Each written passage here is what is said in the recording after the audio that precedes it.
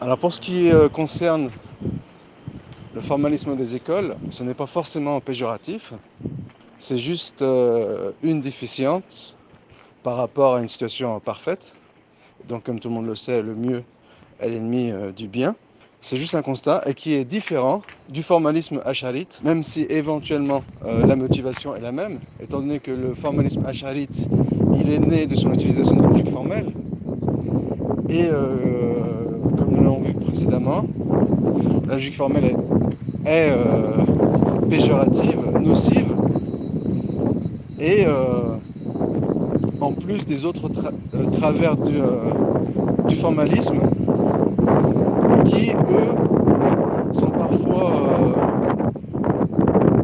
utilisés en vue d'un moindre mal, et qui sont donc des outils, des moyens, et non une fin en soi. Et malheureusement, l'un des travers du formalisme a consisté à transformer les moyens en fins, et à faire de ces moyens des fins. Et donc, ce formalisme qui est indispensable, il est né de plusieurs facteurs. Bien sûr, il y a eu l'extinction de l'âge d'or de l'islam à partir du IIe siècle. Nous avons droit au début du déclin, c'est à la fin de l'époque de l'imam Ahmed. Et si on veut éventuellement aller au-delà, aller jusqu'à Al-Bukhari, donc jusqu'à environ 250 de l'Hégire, et ensuite le déclin. Donc, à partir de ce déclin, il n'y a plus l'autonomie intellectuelle qui caractérisait les grandes références de l'islam, de l'islam primitif, ou de l'islam classique, ou de l'islam médiéval. Ça dépend de ce qu'on prend comme référence lorsqu'on parle de classique et médiéval. Et ici, c'est plutôt l'islam classique. Eh bien, il n'y a plus cette autonomie intellectuelle, il n'y a plus cette proximité narrative. L'héritage scientifique commence à s'éloigner dans le temps. L'hérésie, elle commence à gagner les cultures et à s'imposer. Donc la lumière de la prophétie s'estompe progressivement. Nous sommes en plein déclin, avec toutes les conséquences qui en découlent, notamment les invasions. Et il faut savoir que les croisades, plus les invasions mongoles, elles ont causé des traumatismes profonds et qui ont touché forcément le patrimoine scientifique des musulmans. C'est-à-dire qu'on n'est plus à une époque de l'expansion de l'Empire où les musulmans ils vantaient les vertus de l'attachement et de la fidélité et du conformisme, la fidélité au texte et du conformisme, avec les résultats avec les fruits qui sont palpables immédiatement, et qui est l'expansion des frontières musulmanes. Mais une fois que l'on goûte à l'échec, et une fois que c'est l'ennemi illégitime qui prend le dessus sur les armées musulmanes, et bien là, l'approche scientifique, ou en tout cas, ça aura forcément des répercussions sur l'approche scientifique, sur la méthodologie, et même sur les motivations et sur le zèle des scientifiques. Donc le zèle sera différent. Et en tout cas, il ne partira pas du même prisme. C'est un petit peu, comme on l'avait abordé par le passé, la conquête de Nabucodonosor, il faut bien prononcer son nom, la chute de Jérusalem entre les mains de l'Empire perse, eh bien, ça a eu des conséquences profondes sur la psychologie hébreu, et les répercussions, elles se sont fait ressentir de façon indélébile dans la pensée juive. Et bien sûr, il s'est produit le même phénomène avec la religion catholique à la suite de la Révolution française. Et bien sûr, dans la continuité du déclin, comme pour aggraver leur situation, les musulmans, eh bien, ils ont connu ce même état de choc avec les colonisations.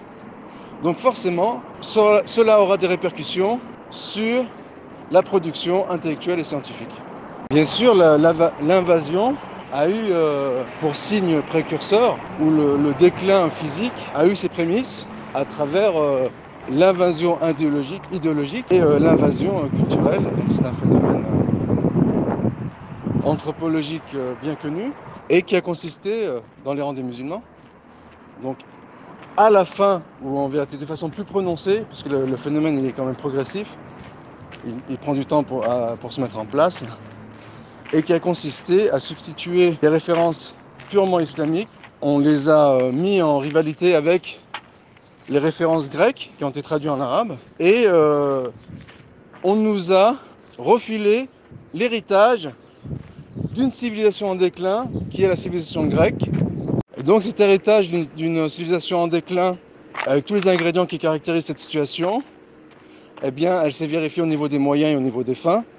Au niveau des fins, puisqu'on est arrivé à une étape où on baignait dans la superficialité, la virtualité, après avoir connu une époque, un âge d'or, qui plus ou moins mettait la force intellectuelle de l'homme au service de ses émotions, donc au service de ses croyances, et que par cette force intellectuelle, il a développé sa société. Donc à partir d'une société primitive, il a contribué, la force intellectuelle a contribué au développement d'une société structurée et donc complexe, ou avec ses complexités.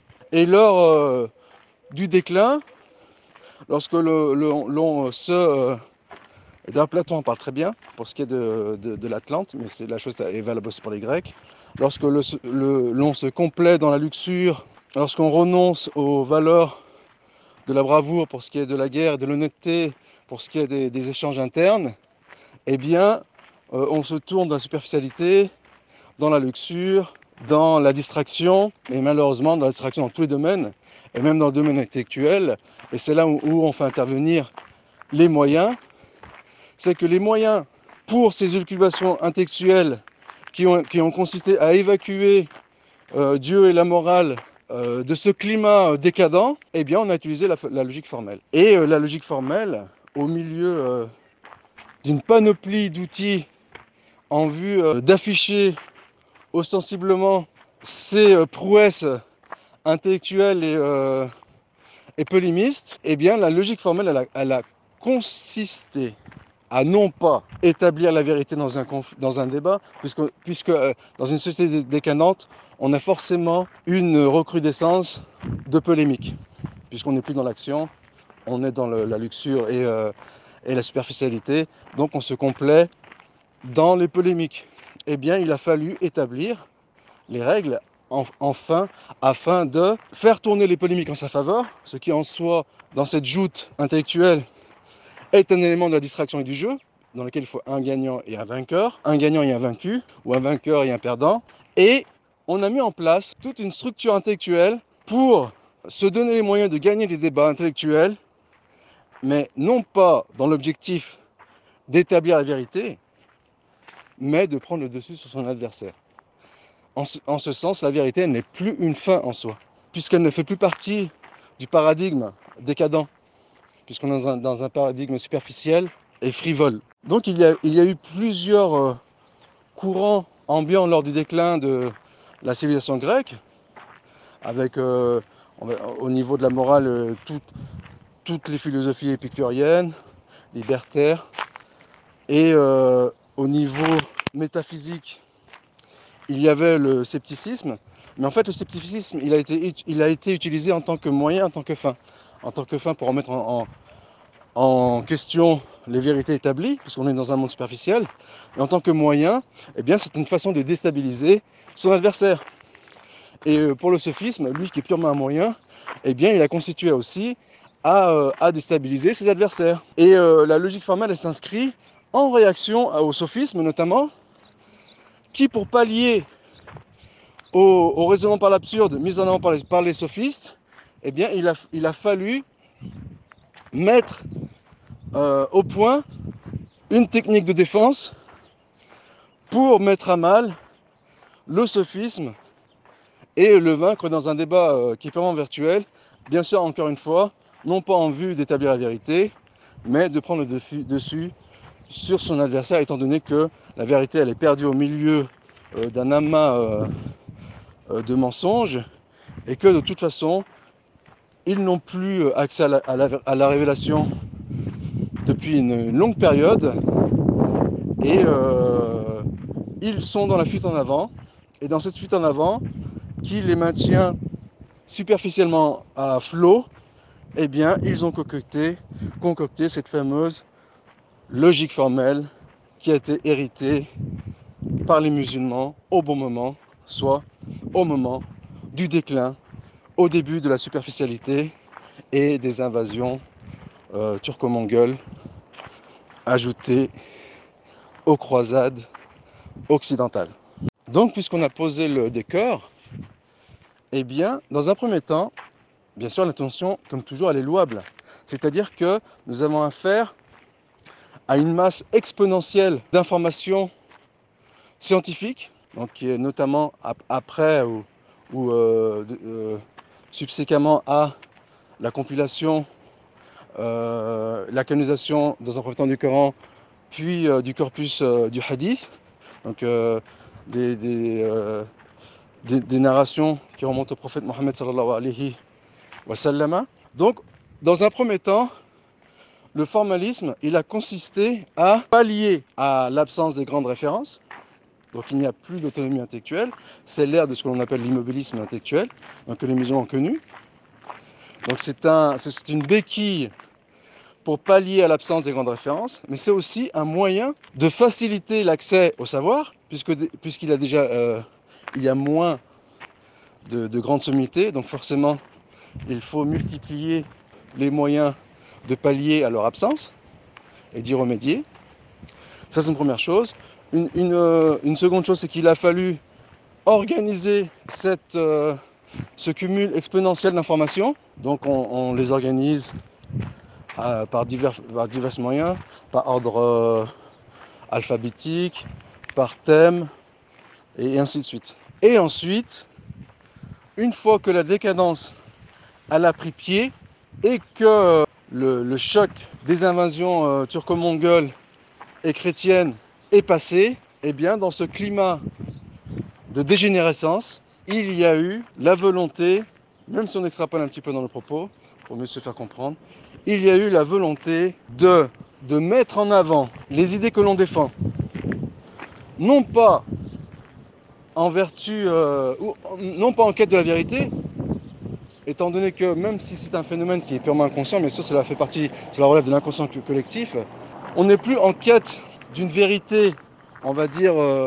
brute, mais chaque école va mettre à sa disposition tous les moyens pour défendre ses propres positions. Et c'est là qu'intervient le formalisme. C'est lorsque vous noyez une idée au milieu de règles, qui bien sûr à la base sont des béquilles, et que ces règles, elles ne sont plus des moyens, mais qu'elles prennent le statut de fin, eh bien vous brouillez les pistes et forcément vous biaisez le débat et forcément, au bout du compte, on n'aura plus un débat sur qu'est-ce que la vérité, mais un débat sur quelle est et même si c'est lié, quelle est la véracité des moyens que l'on utilise pour valider notre propos, notre opinion, et en quoi ces moyens sont pertinents, et en quoi ils font taire les moyens de l'adversaire, même si ces moyens font parvenir éventuellement à la vérité brute, et ainsi de suite. Donc quand on parle de formalisme, il y a cette double dimension, donc au niveau des fins, et qui a consisté à renier tout en partie les noms et attributs divins. Donc là, bien sûr, ce formalisme, il est entièrement péjoratif, même s'il utilise de la raison, mais c'est une raison qui est biaisée, car formalisme notamment, et qui a utilisé un moyen qui est la logique formelle. Mais aussi le formalisme, il a eu des répercussions dans les sociétés traditionnelles musulmanes au niveau de la consignation ou de la compilation des questions de fiqh ou du droit, voilà, du droit canonique musulman. Je trouvais mes mots, je cherchais mes mots. Et pour les raisons que nous avons évoquées précédemment et certainement d'autres, eh bien, s'est attaché à des protocoles formalistes qui ont noyé les polémiques, les discussions dans des étapes aussi multiples que disparates. Je ne trouve pas mes mots. Eh bien, le résultat a été que le formalisme, qui à la base était un moyen de pallier à des carences, eh bien, il est devenu un poids qui a ligoté l'intelligence. Et d'ailleurs, cela fait penser, c'est un phénomène qui est purement anthropologique. On le voit par exemple avec les armées romaines qui innovent, peut-être pas qui innovent l'armement, mais en tout cas qui pratiquent l'armure, un armement lourd, en vue de fustiger ses adversaires, ce qu'elle a fait dans un premier temps. Mais dès qu'elle a eu affaire à des armées rapides, barbares, dans le sens positif du terme, dans le sens positif du terme, c'est-à-dire qu'une jeune civilisation qui est loin de la superficialité, qui met en avant sa force émotionnelle, avec en tête de pont la bravoure et la loyauté, en vue d'assurer l'héritage de ses ancêtres, et non pas à défendre des ambitions purement superficielles et politiques de renommée et autres. Eh bien, les armées romaines, elles se sont fait balayer par ces jeunes armées pleines d'énergie, téméraires, innovantes, et donc pour toutes ces raisons à la fois, qui ont fustigé les armées romaines. Et là, donc on a alourdi, on a endoloré, on a ankylosé la réflexion, et forcément cela aura des répercussions sur l'émergence de nouveaux courants en réaction à cet ankylosement.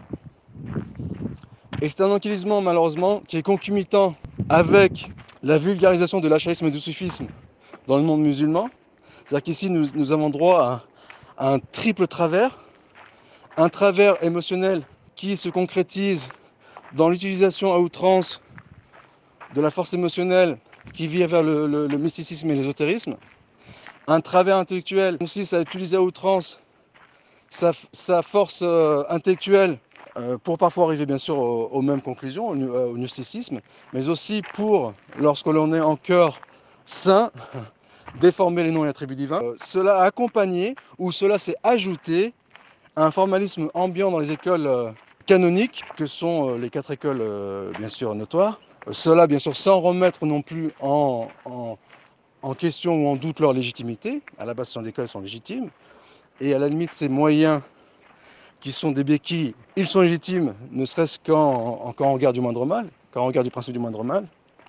Eh bien, si on ajoute tous ces ingrédients, de l'invasion culturelle extérieure avec la logique formelle et du formalisme gréco-romain décadent, de l'invasion intérieure avec l'expansion de l'achérisme et du soufisme, et bien sûr, suite au choc énorme provoqué par les invasions extérieures, enfin la première invasion extérieure c'était une invasion intellectuelle, et là une invasion physique, eh bien ça nous a donné, à partir du 6e et 7e siècle, des écoles qui non seulement étaient caractérisées par leur immobilisme, donc avec tous les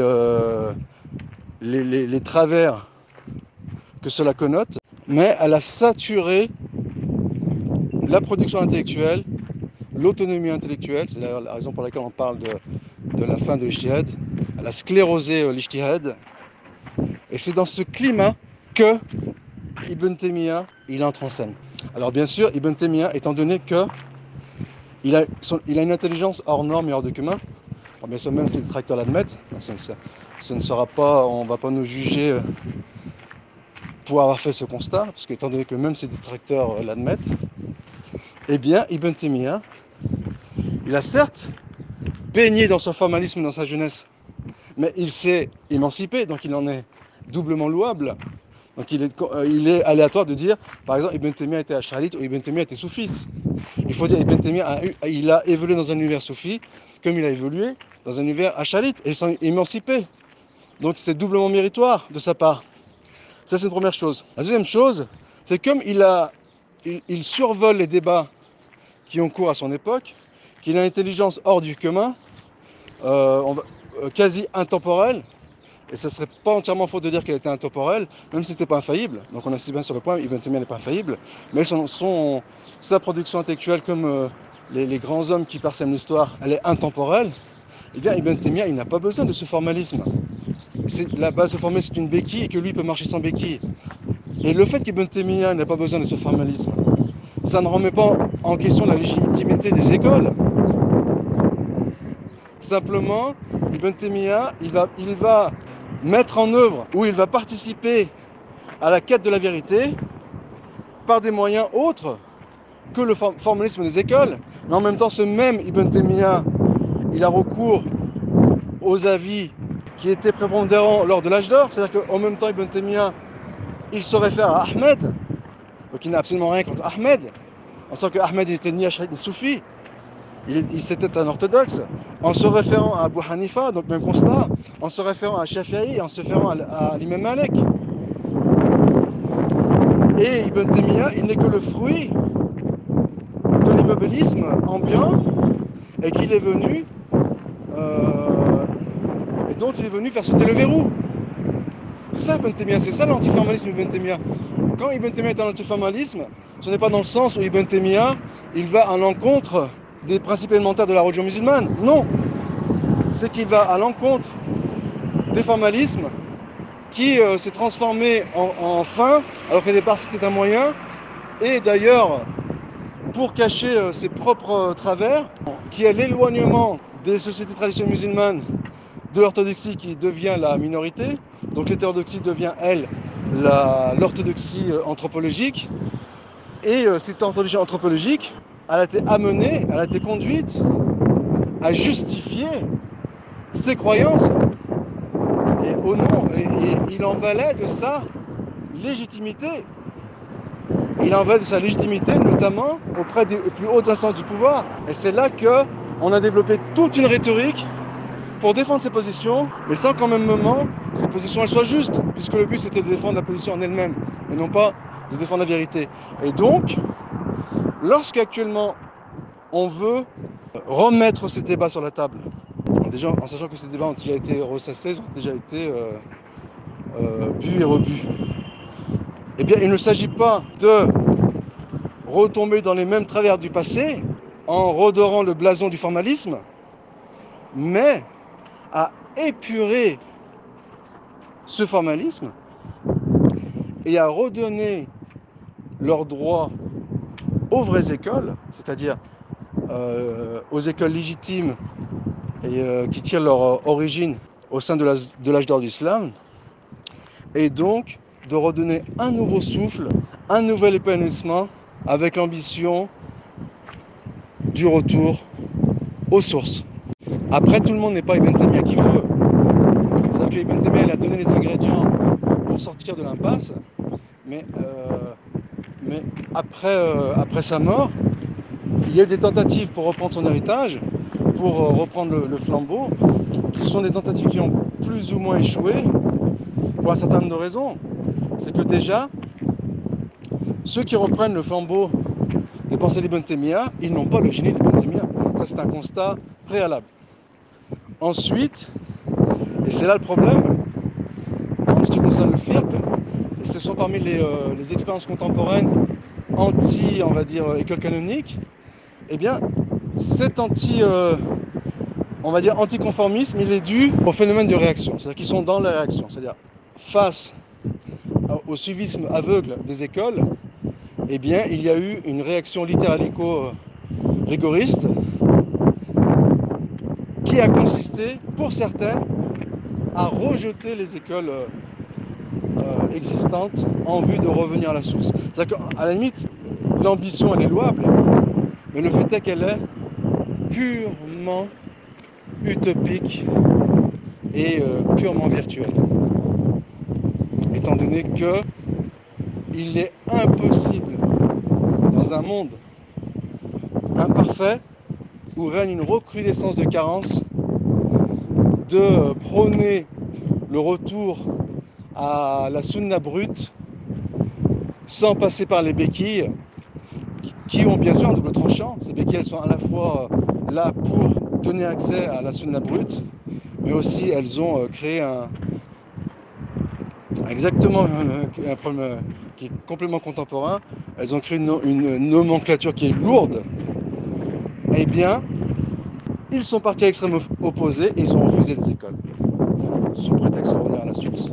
Alors que dans les faits, il était impossible de le faire, d'autant plus qu'ils n'ont pas le génie d'Ibn Taymiyyah pour, de façon purement autonome, puiser directement dans la source afin d'en extraire la vérité et non plus afin de se soumettre au formalisme canonique. Alors oui, il y a un juste milieu. Le juste milieu, c'est de reconnaître la légitimité des écoles, reconnaître qu'elles sont des béquilles, reconnaître que le mieux est l'ennemi du bien, donc elles sont indispensables, mais même nécessaires, et que leur présence ou leur nécessité, eh bien, elle est là par défaut, donc pour toutes les raisons que nous avons évoquées. Et quand on dit ça, bien sûr, ce n'est pas pour remettre en cause le mérite des quatre grands imams, puisqu'en réalité, même si ça a mal été compris du côté des littéralico-rigoristes, c'est que le but du rejet des écoles, il est en priorité de revenir à la source, c'est-à-dire même de revenir à ces 4 grands maîtres, sans passer par le formalisme lourd qui ont brouillé les pistes et qui ont rendu difficile l'accès à leurs opinions. Donc l'un des objectifs du rejet des écoles, il est là. Simplement, il a mal été représenté, il a été appliqué de façon maladroite, et ça a donné des situations extrêmes qui ont consisté à rejeter en bloc les écoles, alors que non, les écoles, elles sont légitimes, à la limite même le formalisme qu'elle sous-tend, il contient une certaine légitimité. Simplement, celui qui veut s'attaquer à l'étude d'une école, il doit éviter certains travers, même s'il ne pourra pas être clairvoyant sur tout ce qui touche, clairvoyant pour séparer le bon grain de l'ivraie en toute chose, mais encore une fois le mieux est l'ennemi du mal. Eh bien, celui qui veut s'attaquer à l'étude d'une école, il ne doit pas reprendre à son compte les travers qu'ils ont caractérisés. Il doit s'en émanciper.